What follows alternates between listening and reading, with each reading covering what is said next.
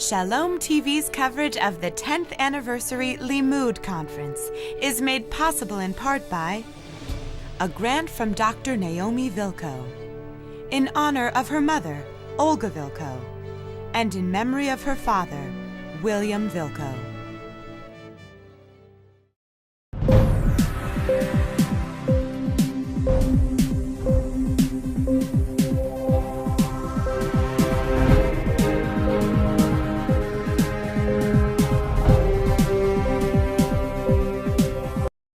The topic for today is the larger question of religion and state, of freedom of religion and equality in Israel.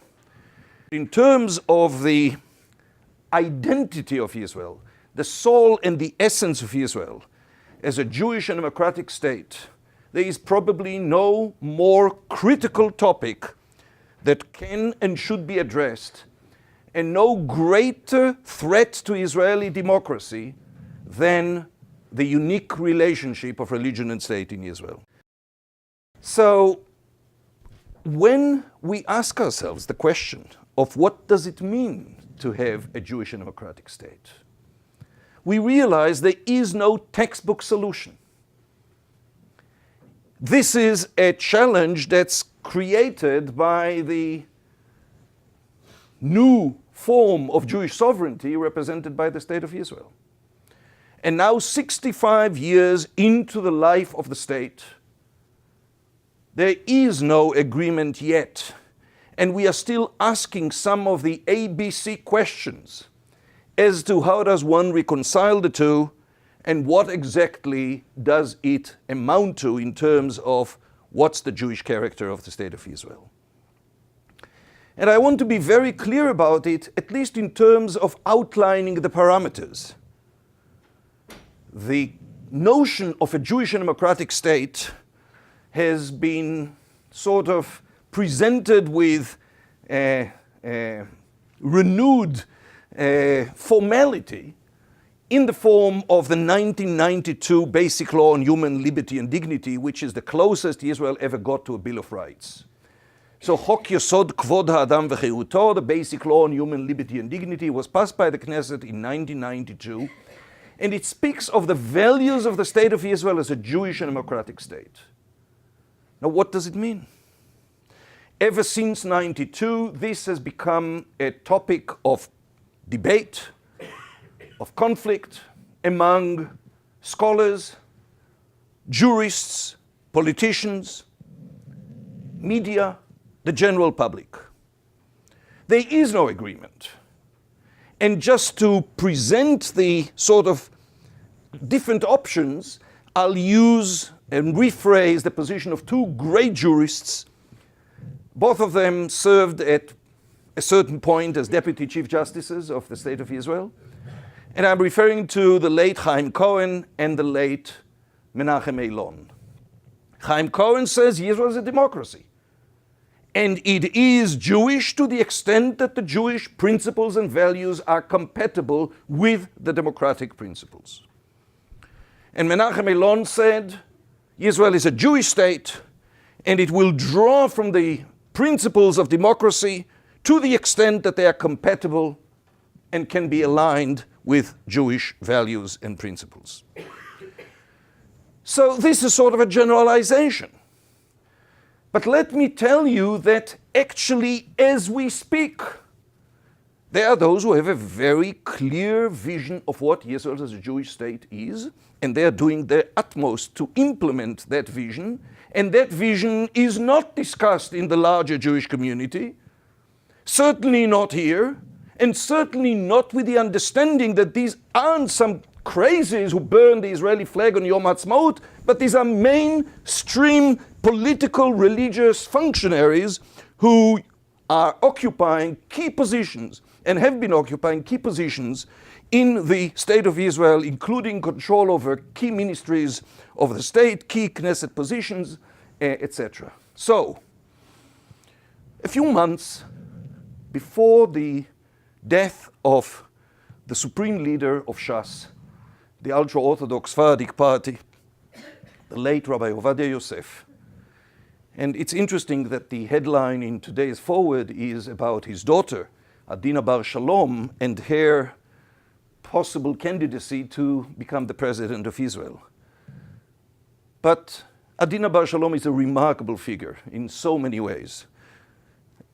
I'm talking about the supreme leader of Shas, and I'm using the term supreme leader in a conscious way, because one of the things that you may or may not know is that at a certain point the Israeli legislature decided that there is need to put some order in the party system in Israel, and the Knesset passed a law that required that all parties re-register and adopt bylaws that would ensure their democratic and orderly running. So Shas indeed re-registered, and its bylaws reflect what appears on the face of it to be sort of a normal, orderly party. It has its decision-making bodies, it has its executive bodies, except towards the end of the bylaws, there is one that says all the decisions of all the internal bodies of the party are subject to the final decision of the head of this Council of Sages of the Torah, namely Rabbi Ovadia Yosef, and there is no appeal on his decisions. So I am using the term supreme leader of Shas in a very conscious way. And a few months before he died, he presented one of his known Saturday night public classes, public sermons, public deliberations that was televised via satellite throughout the Jewish world. And in it, he gave an example of a case that was brought before him, and that was a case of marriage. And the question as he presented it was the following. Obviously, we know that for a Jewish wedding to be valid, there is need for, in addition to the Shve Pruta, the ring, and the Amira, the Hareat Mekudeshet, or its equivalent, there is need for two witnesses, Eidei Kiddushin, constitutive witnesses. And indeed, he said there were two witnesses. They have to be male, they have to be observant, and there were two male observant witnesses. Except one of them was a judge in an Israeli court. And he said, well, all judges in all Israeli courts are in the halachic category of rasha, evil.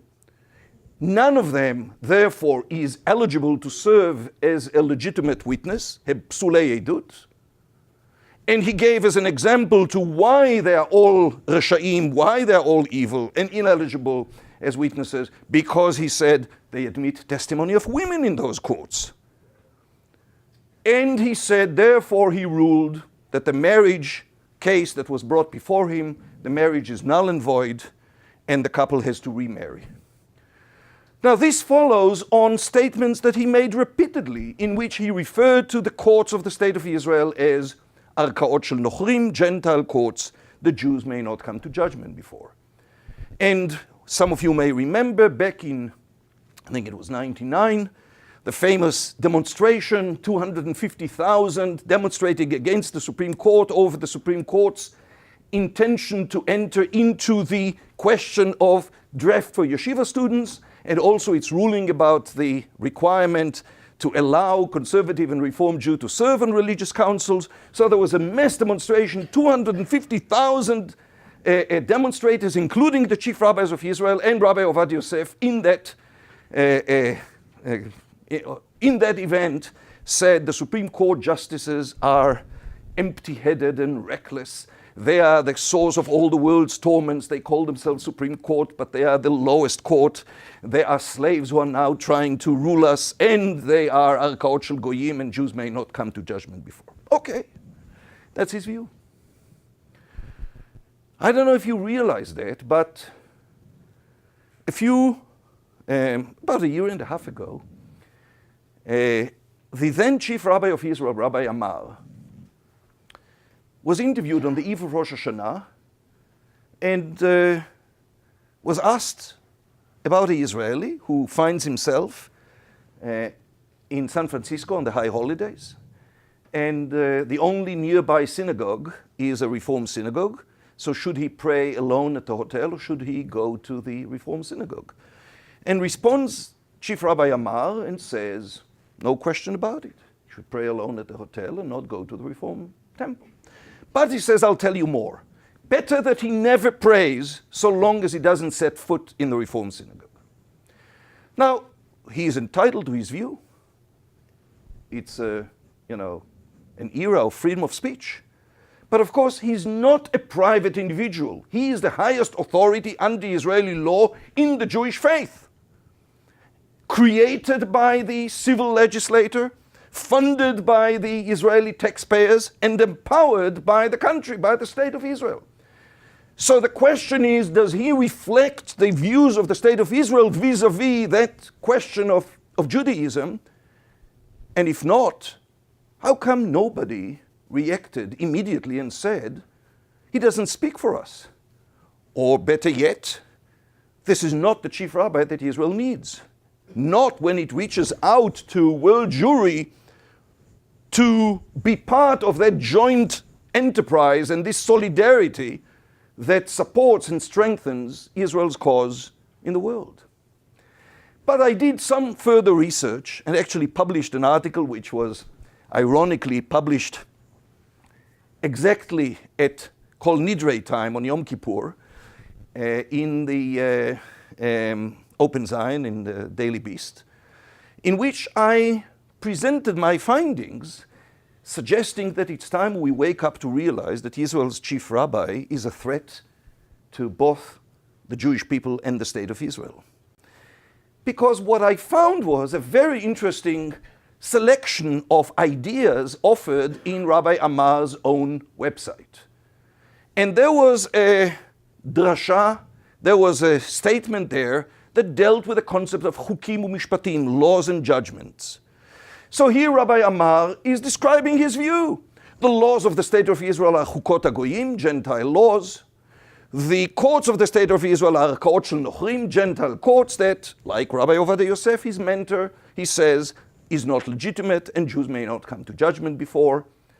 And Israel ought to be governed by the laws of the Torah, and so long as it isn't governed by the laws of the Torah, it's as if hem tomchim yedehem basitra achra. It's as if they embrace Satan.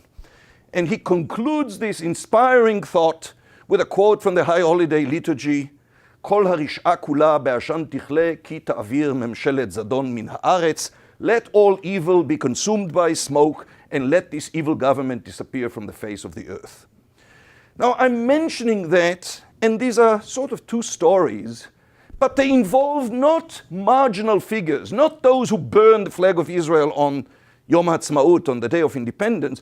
These are key central functionaries. One is the head of the largest religious party, which has held the Ministry of the Interior, Minister of Housing, and Minister of Communications, and etc., and responsible for key aspects of the life of the country and individuals in the country.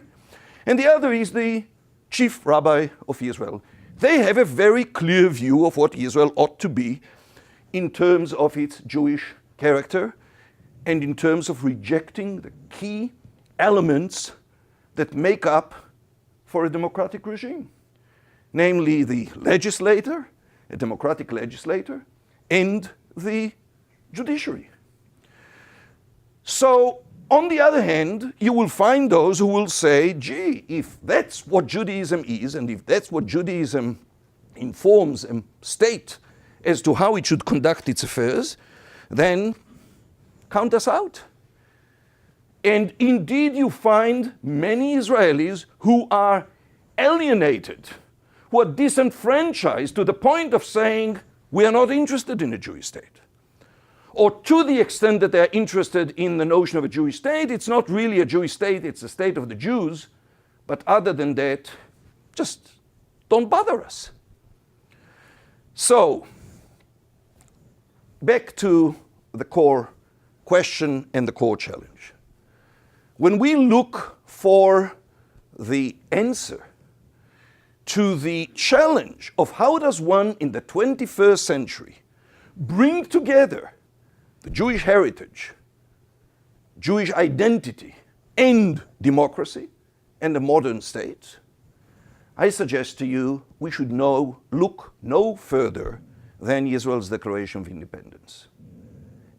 It holds the key in the vision of the founding fathers to what that state ought to be. And even though there is no set definition of what a Jewish and democratic state is, let's listen to what the Declaration of Independence says. In the third operative part of the Declaration, it says the following: the State of Israel will be open to Jewish immigration from all corners of the world and will develop the resources of the country for the benefit of all its inhabitants. It will be based on the precepts of liberty, justice, and peace as taught by the Hebrew prophets. It will uphold full social and political equality to all regardless of religion, gender, or race. It will ensure freedom of religion, conscience, culture, education, etc. So you look at it for a moment and what you realize, it was aimed to be a very Jewish state, both in the sense of will be open to Jewish immigration for all corners of the world, which was about the law of return, and we don't need to speak any further about it. I think that even in today's world, especially with what goes on in Europe, we cannot over-exaggerate the importance of the Jewish state being that one place in the world in which there is no question of social capacity, of economic capacity, and its gates are going to be open at all times and at all cost to those who wish to make Israel their home by virtue of being members in the Jewish people. That's clear. But that sentence also includes, by the way, a response to a very real threat and misguided notions of some as they think about what does a Jewish state mean. So it will be open to Jewish immigration from all corners of the world and will develop the resources of the country for the benefit of all its inhabitants. There was no question that yes, there should be affirmative action when it comes to the right of return, but that should not be translated into preferential treatment of Jews by virtue of being Jews when it comes to using the resources of the country.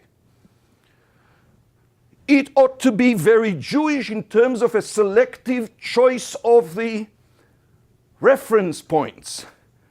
It will be based upon the precepts of liberty, justice, and peace as taught by the Hebrew prophets. Not a theocracy, not a country based on the laws of the Torah or the Shulchan Aruch, but rather a country that's based on the best and select values that stem from the Jewish sources and the Jewish tradition, and which should inform the State of Israel as it conducts its affairs. And if that was not entirely clear, it goes on to say, will uphold full social and political equality to all regardless of religion, gender, or race, and will ensure freedom of religion, conscience, etc. All right, so far for a very real view that 65 years into the life of the state has not bought into its core democratic character and is still, to the best of its ability, attempting to topple that democratic infrastructure by challenging the legitimacy of the courts, by challenging the legitimacy of the state legislation.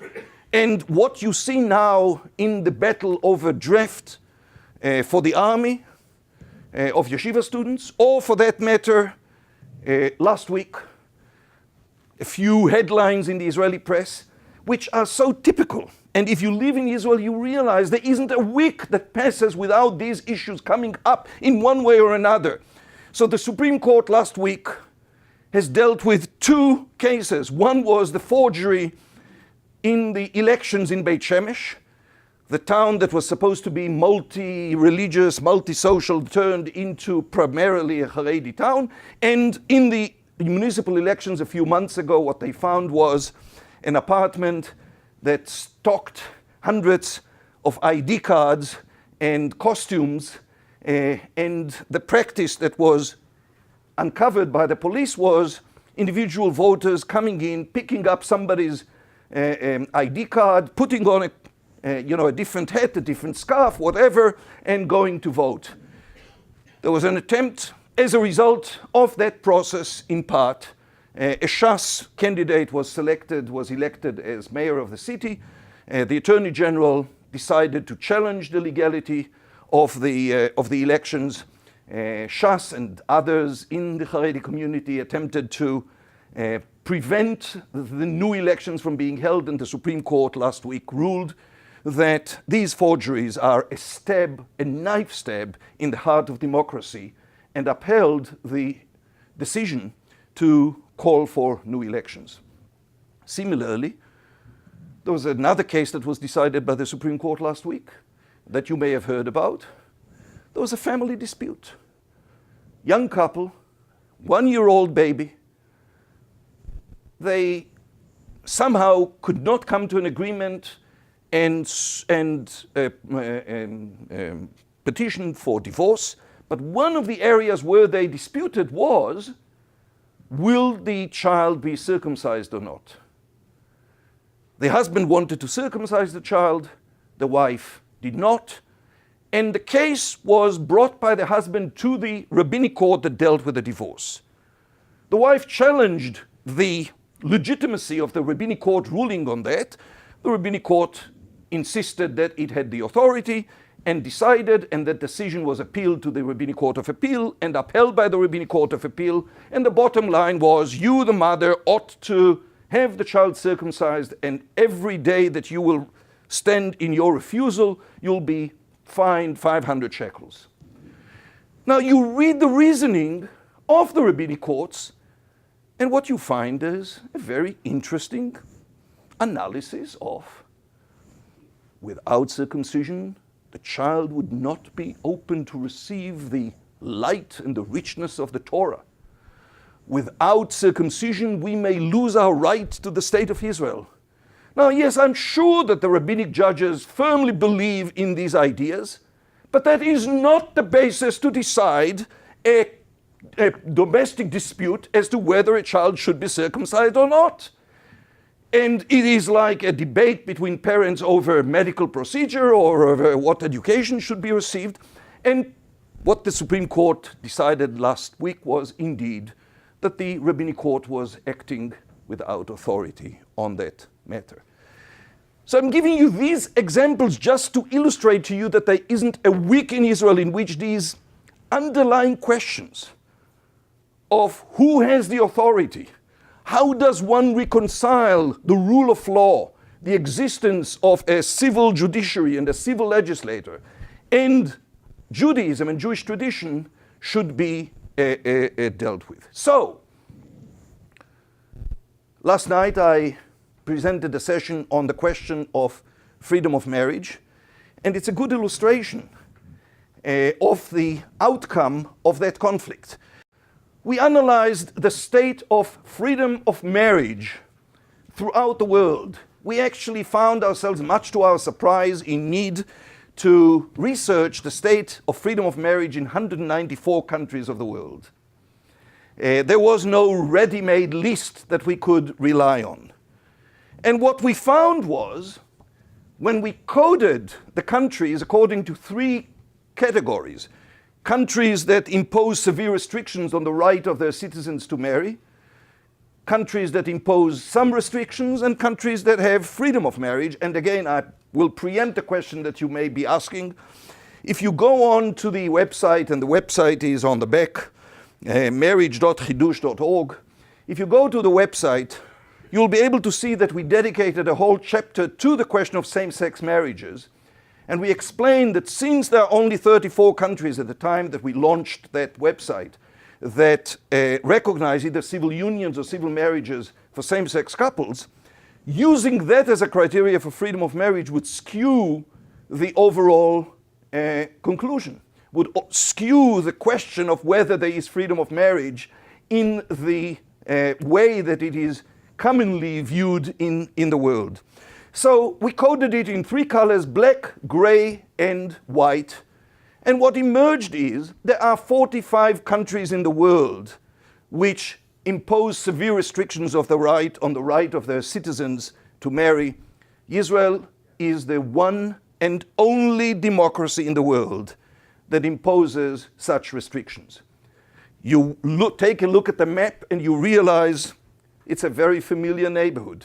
That's not a neighborhood Israel would want to be listed in for any other purpose, most of those countries are fundamentalist Muslim countries. So what you will also be able to find is former Chief Justice Aharon Barak, Professor Aharon Barak, gave us permission to use quotes from a forthcoming book of his on human dignity, and we added it to the website, and in it you will find that he describes, in his forthcoming book, the fact that religion controls marriage in Israel. Now, I should preface that. There is no civil marriage in Israel for anyone, Jews and non-Jews alike. The only authority to celebrate legal weddings in Israel is in the hands of religious authorities. When it comes to the Christian community, basically pluralistic policy on the part of the state. Every Christian denomination in principle is recognized on equal footing. When it comes to Jews, the only authority to celebrate marriage of Jews is in the hands of the chief rabbinate. Resulting with, and I described it in detail yesterday, I don't want to repeat it, but resulting with hundreds of thousands of Israeli citizens from the former Soviet Union, Jews by choice, mamzerim, Cohens and divorcees, etc., etc., hundreds of thousands of Israeli citizens denied the right of marriage altogether. And millions more, like my own daughter who married in August, who could not have an egalitarian liberal marriage ceremony. So what we ended up doing is what many Israelis are doing. We had a reform marriage ceremony with hundreds of guests and family in Israel. And 2 days later, we all packed up our suitcases, the groom's family and we, and came to New York. And in New York, I, an Israeli citizen and a resident of Jerusalem, I have the authority to officiate and legally recognize weddings under the laws of the state of New York. So I signed the marriage certificate, and then they returned to Israel and registered themselves as a married couple, not on the basis of the ketubah and the marriage reform ceremony they have undergone in Israel, but rather the civil marriage certificate issued by the state of New York through City Hall with my signature. So millions more who cannot marry, and let there be no misunderstanding. This impacts you. There was this worldwide, and especially in North America, battle over who is a Jew. I'll be dealing with details of the who is a Jew question tomorrow. But mid-70s, mid-80s, mid-90s, and then in the 2000s over the Rotem Bill, major battle that's unprecedented in the relationship between Israel and the diaspora, that stopped short of ensuring that those very individuals that the American Jewish community fought for, namely the Jews by choice from conservative, reform, reconstructionist, and ironically now more and more Orthodox, that are being excluded by the rabbinic establishment in Israel, none of them has the right to marry in Israel. None of them. Frankly, more than half of the children growing up in the Jewish community in America today would not be treated as equals under Israeli law until and unless we are able to change the equation and work together to change the law and make what Chidush set out to do, namely the promise and the vision and the dream of Israel's Declaration of Independence for freedom of religion and conscience, become a full reality. In the description of the session, I mentioned Jewish peoplehood. Now, those who participated in Birthright or Masa, those who are involved with many of the Jewish organizations that are committed to support Israel know what a strong shot in the arm Israel provides in terms of Jewish commitment, of Jewish identity, for young and old that visit it. And yet, think about it for a moment, and you may realize that there is no greater threat to Jewish peoplehood posed today than that reality which I described coming out of the State of Israel. A State of Israel that tells the majority of the Jewish people, through its marriage laws, through the unchallenged pronouncements of the likes of Rabbi Amar, that the majority of your Jewish community and the majority of the children growing up, the next generation of American Jewry are somehow illegitimate and are not going to be equally recognized is a threatening, harming, in a way that I cannot over-exaggerate, the notion of Jewish peoplehood and Jewish solidarity.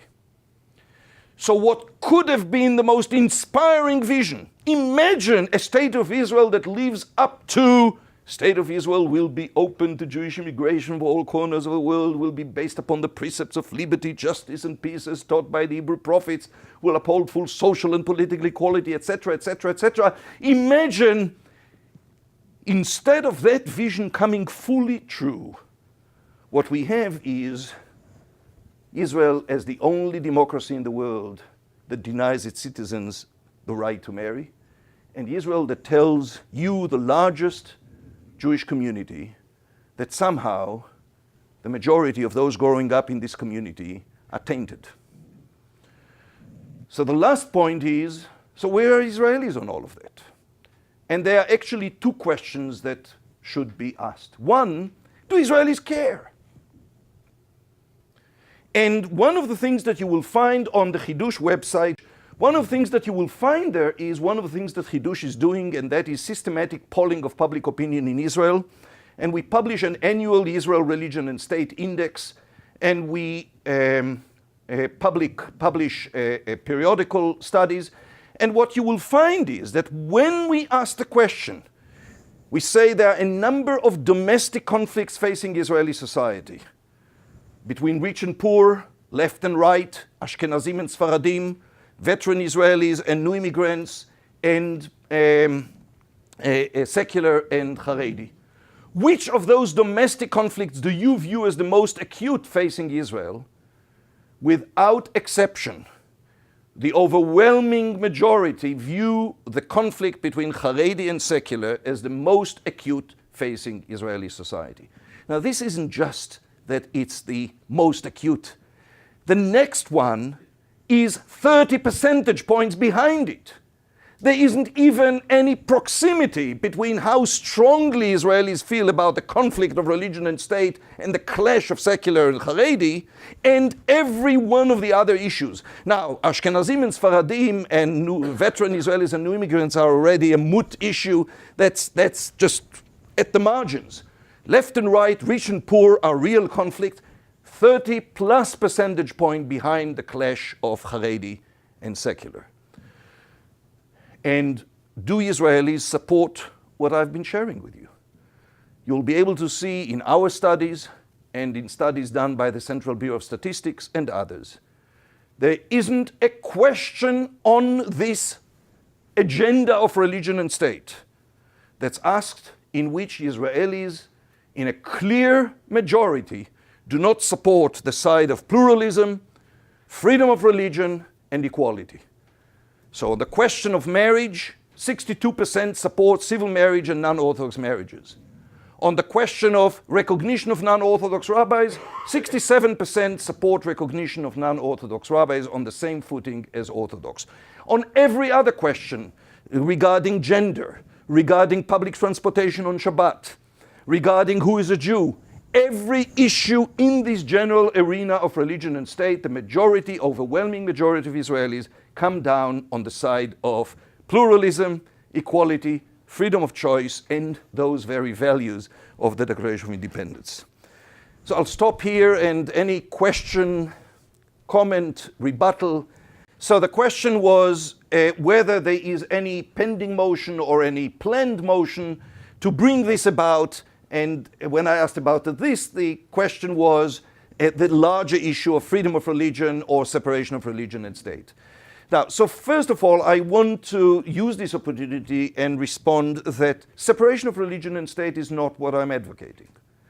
You will not find that in our mission statement or specific proposals, because what I am aiming at is what Israel's Declaration of Independence promised. Freedom of religion and conscience.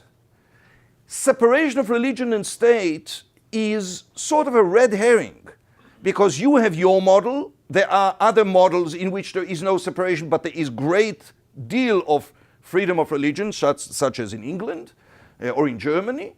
And the American model isn't exactly the ultimate model to be followed. So what we want is freedom of religion and conscience, nothing less, nothing more.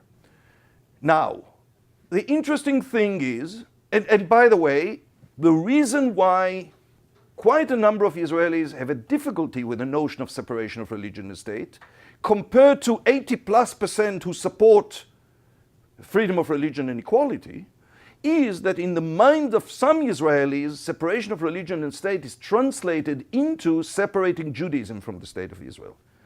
Most Israelis want Israel to be Jewish and democratic.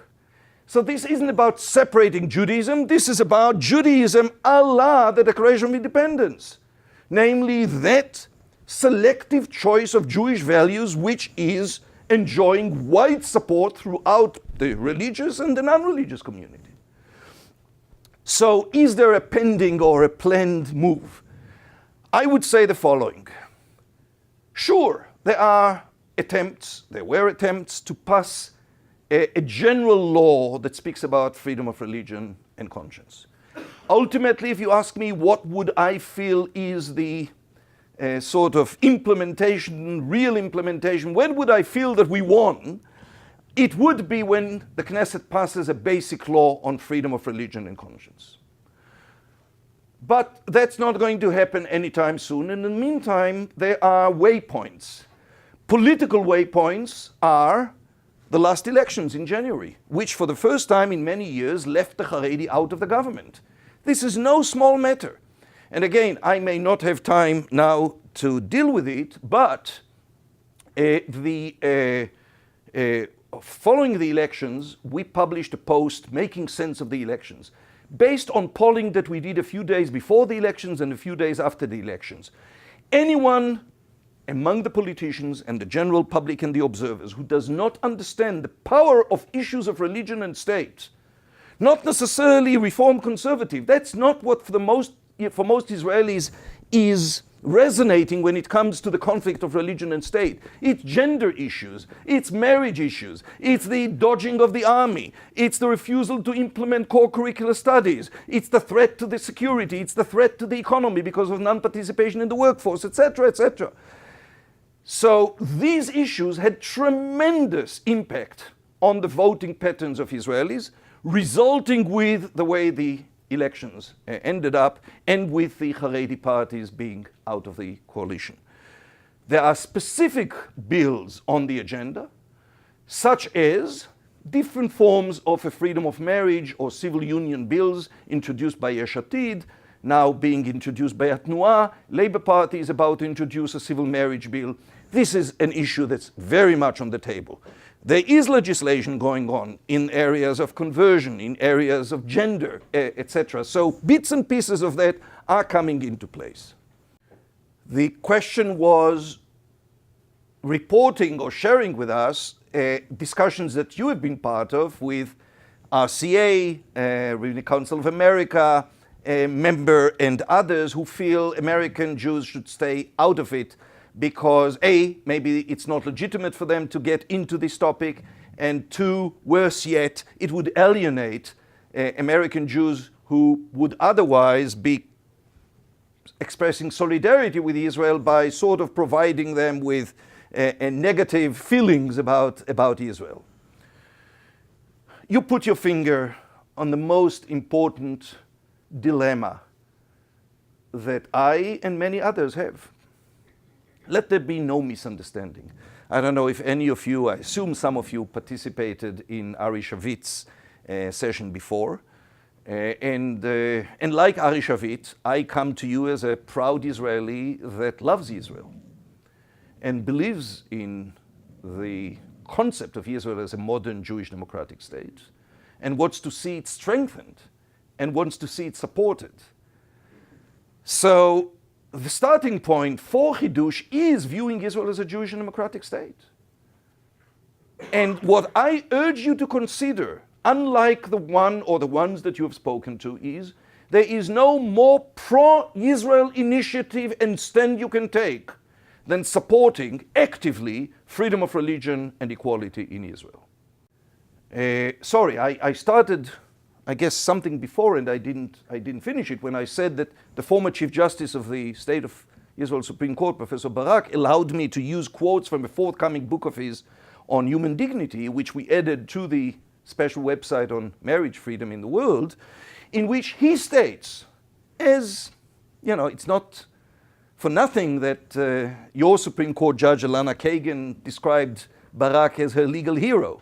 So as a leading world authority on jurisprudence, he describes the total control of religion over marriage as a violation of human rights, of human dignity, of religious freedom, and of equality.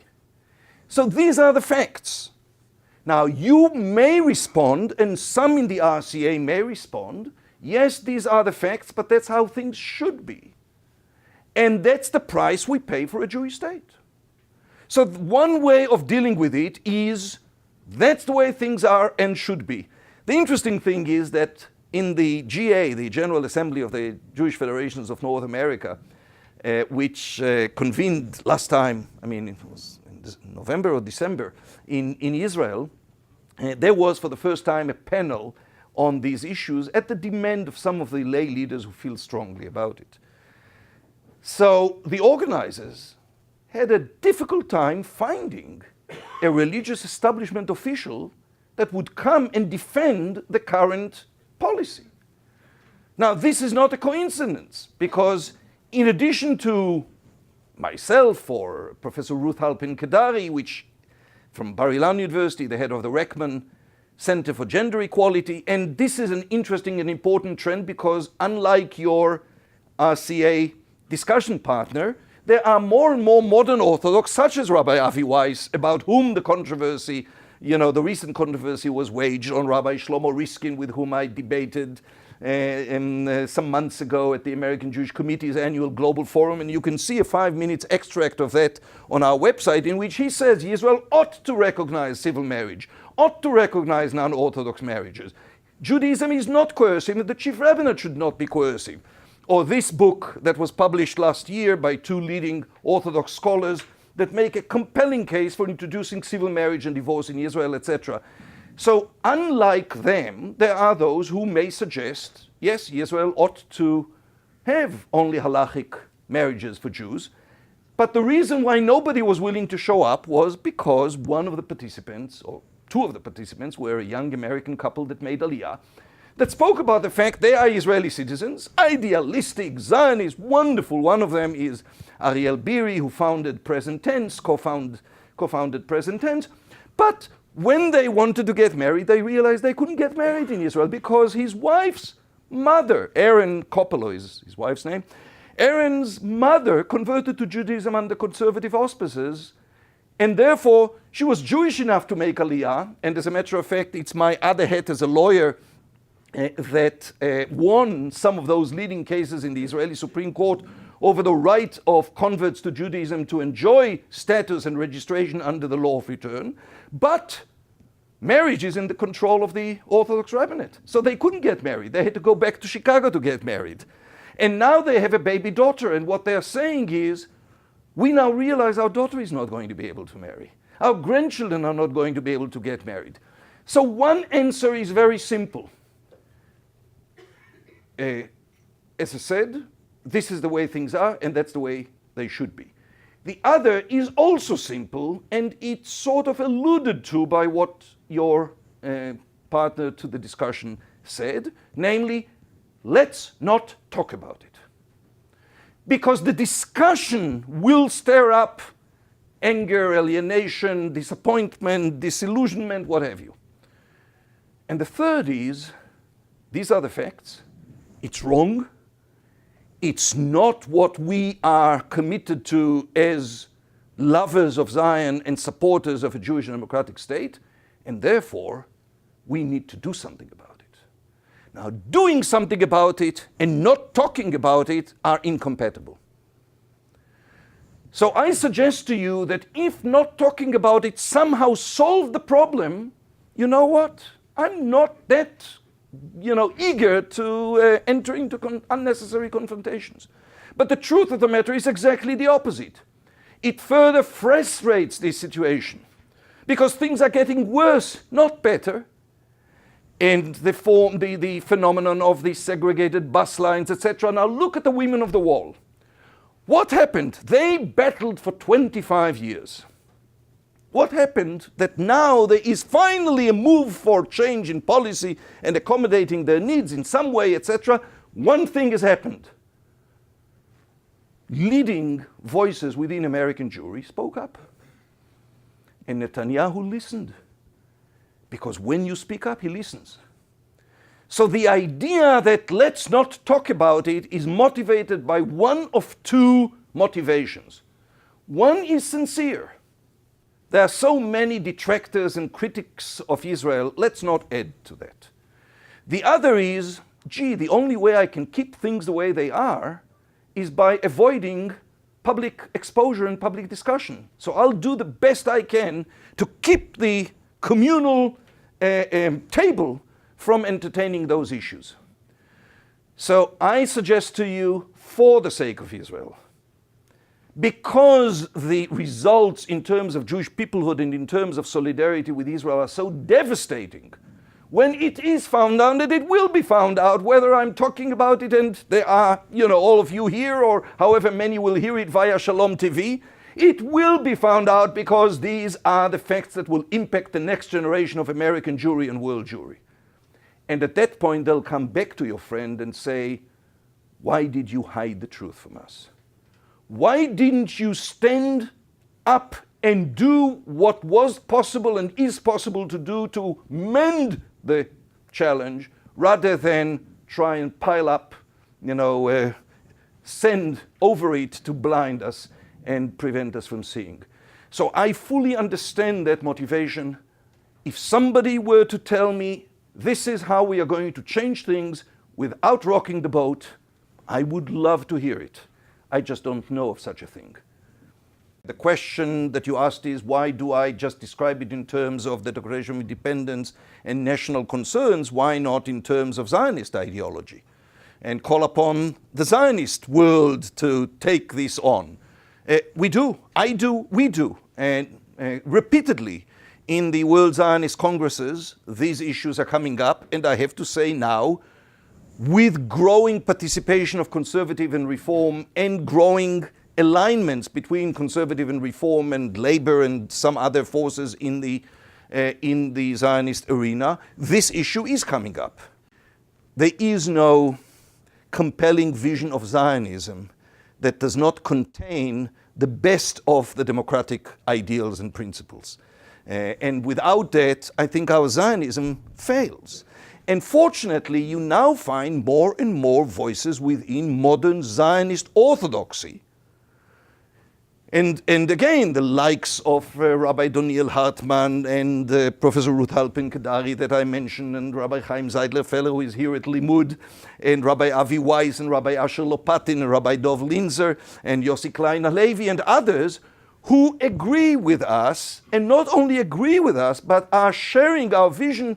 Ironically, Israel will be more Jewish if religious freedom and equality were the rule in its full richness rather than the opposite. This isn't going to be diluting Judaism, this is going to be strengthening Judaism, because what you have in Israel now is Judaism pushed down your throat by the force of political coercion, whether it is in the area of marriage. And just today, if you look up, and if you will send me an email, I'll forward it to you, there's a very interesting detailed article in the Times of Israel, an analysis and review of a new phenomenon of Orthodox young couples who marry outside the rabbinate, because they too do not find satisfaction in what the chief established rabbinate is offering them in terms of egalitarian notions.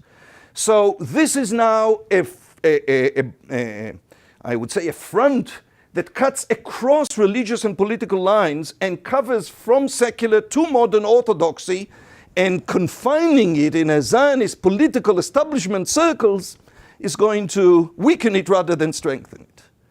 The question is, what's so threatening in a separation of religion and state isn't at a more palatable and a more effective solution. So So I think that this is more a matter of terminology than of essence. Namely, I would say that in most instances, the principle of freedom of religion and equality will overlap the practical aspects of separation of religion and state. I pointed out to a psychological challenge, namely, for many Israelis, hearing separation of religion and state, what they hear is separation of Judaism from the state of Israel. And that turns them off. We don't want to separate Judaism from the state of Israel. We believe that there is a way of aligning Judaism and the state of Israel, which is inspired by the likes of what I quoted to you from the Declaration of Independence, and which is worlds apart from Chief Rabbi Ammar's view that if Israel is not governed by the laws of the Torah, then it's embracing Satan and let this evil government disappear from the face of the earth. That's the notion that we are opposing, and the notion of implementing religious freedom and equality will counter that misguided notion of a theocracy. Having said that, let me point to some concrete issues. Teaching Bible in schools. You have a problem teaching Bible in public schools. I don't think we should have a problem with teaching Bible in public schools. I think Bible should be taught in Israeli schools. I think it should be taught from the perspective of the wealth of interpretations ranging from, yes, Haredi interpretations to secular interpretations. There's a beautiful rainbow of interpretations. But to deny teaching Bible in an Israeli public Jewish school, I think is unwarranted and unnecessary. Further, I have no, and most Israelis have no problem in principle with state subsidies for religious services. Why would the state subsidize cultural programs?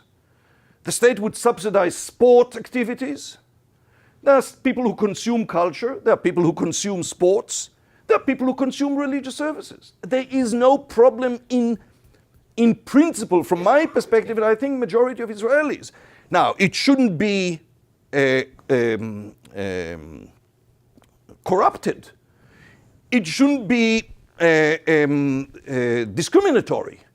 But in general, separating between people who consume religious services and people who consume other services that the state supports is not necessarily a dividing line that most Israelis feel is necessary. So there are a number of specifics that we could cover. The bottom line is, in most instances, freedom of religion and conscience and separation would bring us to the same bottom line. So with regard to Shabbat in Israel, interestingly, there is a willingness on the part of many Israelis, and I remember a while back Amos Oz spoke about it and others, to reach a compromise on matters of Shabbat. Now, the tragedy in Israel is that the question of Shabbat is being discussed as a church-state battle or religious versus secular, and the questions of social justice and the labor unions, talking about Zionism, the labor unions, the small businesses unions are less heard. I think that the question of social justice when it comes to Shabbat and having a day of rest and the importance of day of rest is a very important element in this discussion. So what many Israelis are willing to, and we certainly are alluding to it in our material, is some kind of a compromise that would allow for public transportation on the main lines to exist on Shabbat. Clearly, and I think at this point nobody challenges that, recreational and food businesses would be able to operate on Shabbat, and commercial businesses would be either curtailed altogether or else limited. The interesting thing is that both our studies and that of Central Bureau of Statistics that did a major study on Jewish identity in 2009 point to the fact that most Israelis support opening up shopping malls outside the cities and not inside the cities. So there is certainly room for compromise that would maintain the spirit of Shabbat, even if not strictly as in Bnei Brak or Mea Shearim, but at the same time would accommodate key services that are currently denied, such as public transportation, which results with what? My freedom of movement is not curtailed. I have a private car. Who is harmed by the lack of public transportation? The young, the elderly, the ill. Think about the soldiers who come home for a Shabbat reprieve or whatever it's called, and what they want is what most kids want these days, and they go out partying, and when they go out partying or to the discotheque or to the pub or to friends or whatever, they drink, and what you see is a rise in casualties on the roads. So the result is not greater observance of Shabbat, but rather another blow to social equality and to treating the more vulnerable groups, whether they are the ones without means for private cars or the elderly, etc. So there is a level of openness to reaching a compromise. We need to understand that we are faced with two choices. One is to recognize that we differ and coexist in spite of our differences, not because somehow one is able to dictate to the other how they should lead their life, but because we accommodate each other and we respect and celebrate our diversity.